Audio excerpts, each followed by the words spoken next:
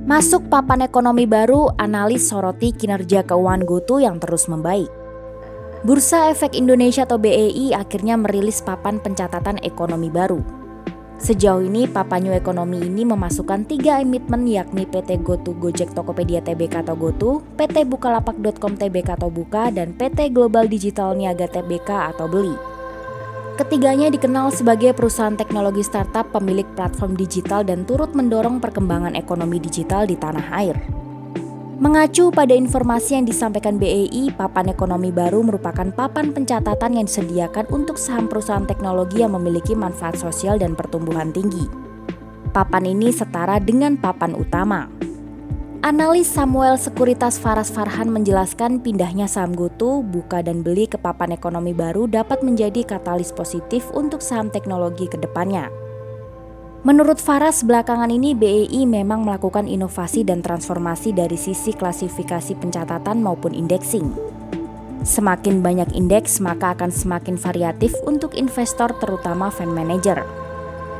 Dengan adanya papan baru ini, Faras juga menyoroti kinerja keuangan GoTo yang terus membaik dan akan semakin terlihat dengan adanya inovasi regulator ini.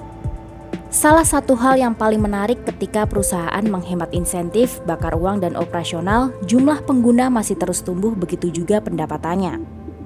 Sementara menurut analis Kanaka Hita Solvera Raditya Krishna Pradana, stock picks di papan New Economy, GoTo memiliki keunggulan dibandingkan peers.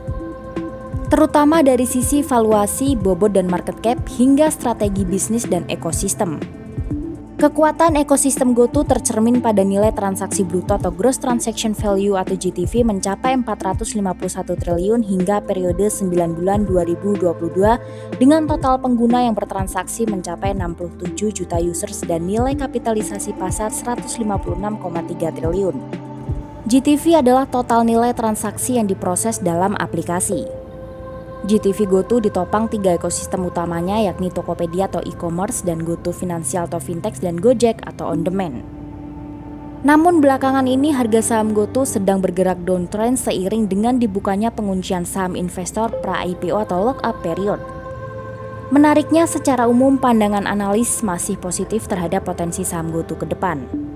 Dari 14 analis yang disurvei Bloomberg maupun Reuters, sebanyak 64% diantaranya memberikan rekomendasi buy untuk saham GoTo. Sedangkan untuk 14% hold dan 21% sell. Rata-rata target harga saham GoTo yang dipatok oleh konsensus analis tersebut berada di 296 per saham.